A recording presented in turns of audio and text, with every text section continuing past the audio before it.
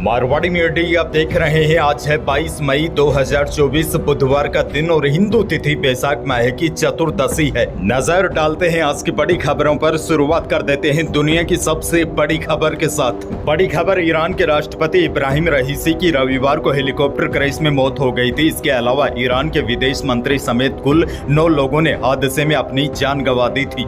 मौत के जांच के नतीजे अभी सामने आने बाकी है, लेकिन बड़ा सवाल क्रैश साइट अजरबैजान को लेकर है। ईरान के पड़ोसी देश अजरबैजान से तनावपूर्ण संबंध रहे हैं। दरअसल अजरबैजान मध्य एशिया का एक इकलौता मुस्लिम देश है जिसके इजराइल के साथ दोस्ताना रिश्ते हैं, जिसके बाद कई सवाल भी खड़े हो रहे हैं। अजरबैजान के पास जहां क्रैश हुआ वो पहाड़ी वाला दुर्गम इलाका इजरायली खुफिया एजेंसी मोसाद का गढ़ बताया जा रहा है, लेकिन फिलहाल ईरान ने खराब मौसम को क्रैश का कारण बताया है। लेकिन कई लोगों का कहना है कि इसके पीछे कुछ और कारण भी हो सकते हैं। बहरहाल आगे बढ़ जाते हैं। एक और बड़ी खबर, लंदन से सिंगापुर जा रही सिंगापुर एयरलाइंस की एक फ्लाइट टेक ऑफ के 1.5 घंटे बाद ही एयर टर्बुलेंस में फंस गई, जिसमें एक यात्री की मौत हो गई। आपके मन में सवाल ये उठ रहा होगा कि आखिरकार यह एयर टर्बुलेंस होता क्या है। देखिए, विमान में टर्बुलेंस का मतलब होता है हवा के उस बहाव में बाधा पहुंचाना जो विमान को उड़ने में मदद करती है। ऐसा होने पर विमान हिलने लगता है और अनियमित वर्टिकल मोशन में चला जाता है, यानी अपने नियमित रास्ते से हट जाता है। इसी को टर्बुलेंस कहते हैं। कई बार टर्बुलेंस से अचानक ही विमान ऊंचाई से कुछ फीट नीचे आने लगता है। यही वजह है कि टर्बुलेंस की वजह से विमान में सवार यात्रियों को ऐसा लगता है जैसे विमान गिरने वाला है। टर्बुलेंस में प्लेन का उड़ना कुछ हद तक वैसा ही है जैसे उबड़ खाबड़ सड़क पर कार चलाना होता है। इससे यात्रियों को बड़े झटके लगते हैं। लंदन से सिंगापुर जा रही एयरलाइंस भी इसी टर्बुलेंस में फंस गई, जिससे एक यात्री की मौत हो गई और 30 यात्री घायल हो गए।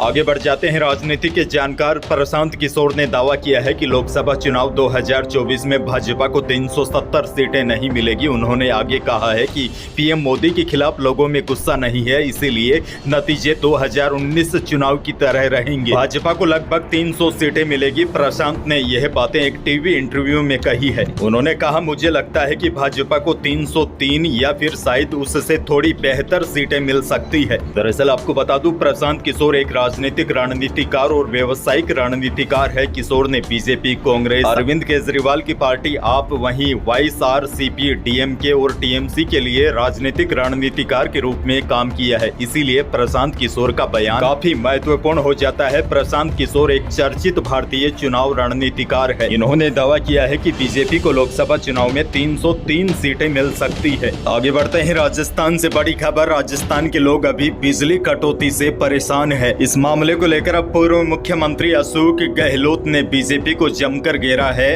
अशोक गहलोत ने कहा, राजस्थान के सभी जिलों में अघोषित बिजली कटौती की शिकायतें आ रही है। इस गर्मी के मौसम में बिजली कटौती से जनता त्रस्त है।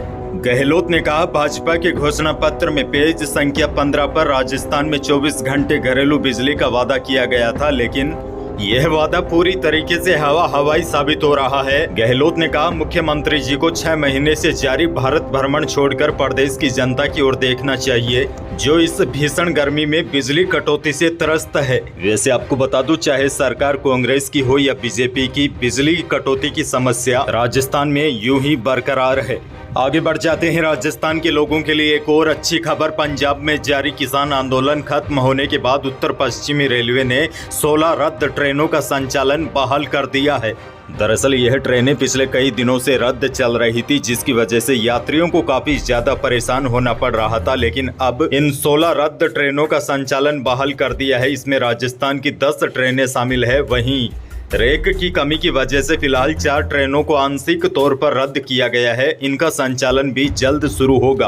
आगे बढ़ते हैं। बड़ी खबर, इंदिरा गांधी नहर परियोजना से जुड़ी बड़ी खबर सामने आई है। इंदिरा गांधी नहर परियोजना की नहरों को सिंचाई का पानी मिल रहा है। इसके तहत नहरों को 26 मई तक पहली बारी का पानी दिया जाएगा। WRT chief engineer Amarjeet Singh Mehrda ने इसको लेकर जानकारी दी है। आपको बता दूं, श्री गंगानगर, बीकानेर, हनुमानगढ़, अनूपगढ़, जैसलमेर, चूरू और जोधपुर जयपुर के कुछ भागों को पानी दिया जा रहा है। करीब 16 लाख हेक्टेयर को सिंचाई का पानी मिल रहा है। मुख्य रूप से बीटी कपास की बुआई के लिए पानी दिया जा रहा है। पहली पारी का पानी 26 मई तक मिलेगा और इसके अंतर्गत दूसरी पारी के पानी का निर्णय भाखड़ा ब्यास मैनेजमेंट बोर्ड की बैठक में होगा। आगे बढ़ते हैं, किसानों के लिए एक और बड़ी खबर बताया जा रहा है कि जयपुर की मंडी में सरसों के भाव एक बार के लिए 6025 के पार चले गए। बीकानेर की मंडी में भी नॉर्मल सरसों का भाव 5000 से 5751 रुपए रहा और पीली सरसों के भाव 7500 रुपए अधिकतम रहे। वहीं बीकानेर की मंडी में इसबगोल बिकी अधिकतम 14800 और जीरा का भाव रहा अधिकतम 31700 रुपए। वहीं नोखा मंडी की बात करें तो एक बार फिर पैकेट इसबगोल 15500 के पार चला गया। पैकेट इसबगोल यानी कि यह काफी अच्छी क्वालिटी की इसबगोल होती है। वहीं राजस्थान में सोने और चांदी के भावों पर एक नजर डाले तो तेजी पर सवार चांदी मंगलवार को 1800 रुपए की छलांग लगाकर 94,900 रुपए प्रति किलो पहुंच गई और हल्की सी राहत की बात यह है, इसके विपरीत जयपुर सराफा बाजार में शुद्ध सोना 600 रुपए कम होकर 76,100 रुपए प्रति 10 ग्राम रहा। जेवराती सोना यानी कि 22 कैरेट सोना 600 रुपए लुढ़क कर 71,500 रुपए प्रति 10 ग्राम रहे और 18 कैरेट सोने का भाव 61,300 रुपए रहा। यह जयपुर सराफा बाजार ने कल अपने भाव जारी किए हैं। आगे बढ़ते हैं, मौसम से जुड़ी बड़ी खबर है। राजस्थान के कई जिले इन दिनों भट्टी की तरह तप रहे हैं। नौतप्पा शुरू होने से पहले ही राजस्थान में गर्मी पूरे परवान पर है। दिन में पारा 46 से 47 डिग्री पार हो चुका है। वहीं रात का पारा भी अब 35 से 40 तक पहुंच गया है। इसी बीच मौसम विभाग ने 25 मई से शुरू होने वाले नौतप्पा से पहले 20 जिलों में गर्मी का रेड अलर्ट जारी किया है। आने वाले 3 दिन राजस्थान के अधिकांश जिलों में आसमान से आग बरसेगी। ऐसे में कई जिलों में तापमान 48 डिग्री से ऊपर जा सकता है। साथ ही में दिन में तो हीटवेव चलेगी ही और रात में भी गर्मी से राहत नहीं मिलेगी। साथ ही में बड़ी अपडेट आपको दे दूं, 25 मई से नौतप्पा शुरू हो रहा है। आपको बता दूं, नौतप्पा में भीषण गर्मी का दौर शुरू हो जाता है। नौतप्पा के 9 दिनों में भीषण गर्मी पड़ती है, लेकिन इसका एक फायदा ये भी होता है, जब नौतप्पा ज्यादा तपता है तभी बंगाल की खाड़ी में मानसून एक्टिव होता है और समुद्रों में तूफान बनने की भी संभावना रहती है। ऐसे में कई भाइयों के लगातार कमेंट भी आ रहे हैं कि प्री मानसून का दौर कब शुरू होगा। तो देखिए, आपको बता दूं, जब नौतप्पा के 9 दिनों में भयंकर गर्मी पड़ेगी तो कुछ मौसमी सिस्टम बनेंगे जिसकी वजह से प्री मानसून का दौर शुरू हो सकता है। लेकिन इसके लिए आपको कम से कम 10-15 दिनों का इंतजार करना होगा। उसके बाद प्री मानसून की बारिश का दौर शुरू होगा। अच्छा, बड़ी खबर ये भी देखिए, भीषण गर्मी को देखते हुए मुख्यमंत्री भजनलाल शर्मा ने मंगलवार को पीएचडी और डिस्कॉम के अधिकारियों को सख्त निर्देश दिए हैं। उनको कहा गया है कि पीएचडी और डिस्कॉम के अधिकारी बिना अनुमति